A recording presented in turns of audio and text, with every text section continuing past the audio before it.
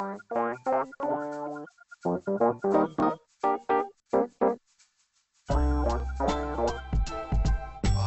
started selling Air Force Ones 1982.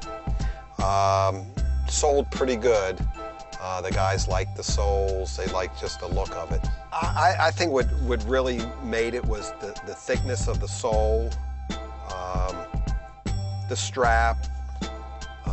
They liked the word Air on it. Just the beefiness. That's the look that they wanted.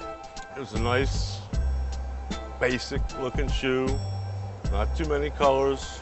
If you had the Air Force One, you were the SHIT. Back then in '82, shoes had what they called a run.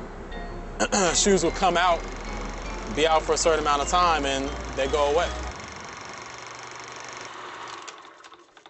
Kids in Baltimore, in particular, at that point in time, after the Air Force One had its initial run, were still coming to the stores like, yo, can I get them ones? Can I get those Air Force Ones?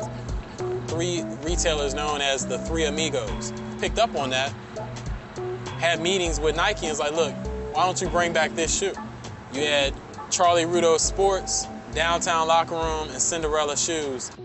It was Harold Rudo and myself who came up with this idea of, resurrecting the Air Force One.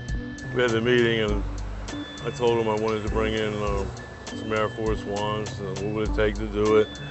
They thought we were fucking crazy. They said, you guys, but I believe in you guys. If you guys are crazy enough to ask for it, we're crazy enough to make it for it. We were forced to take 1,200 pair of each color. A white royal blue and a white chocolate brown. We took them, we sold them right out. The Air Force One was reborn. This was unprecedented. We started doing a program with Nike, different color each month. That's where the Shoe of the Month thing came from in Baltimore. Kids were fiending for this shoe every month, coming there buying every different colorway they could get. They would come up to me, hey, Paul, you think you can make a sky blue? Yeah, we have that already in the works. That took it to another level. This is something that had never been done before.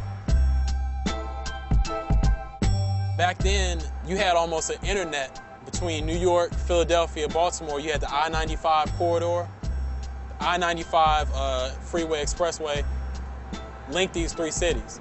Next thing you know, cats in Philadelphia and New York were getting informed about what's going on in Baltimore and vice versa. When we found out where they were, we went. Oh yeah, people were coming down from New York buying shoes. People were coming from DC buying shoes from us. So the word got around pretty quick. And they would have 15 colors of Air Force Ones in the windows. I won all of those 3 times. That's what it was. We knew it was working. We were rocking. It just spread like wildfire. This is without advertising. This is without Nike making a big push. This is by word of mouth. This is through that internet connection that preceded the digital technology by, decades.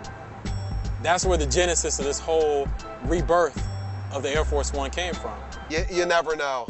Sometimes you just can't figure it out. It's like being in Las Vegas and you have the dice in your hand and you're rolling it. You just don't know.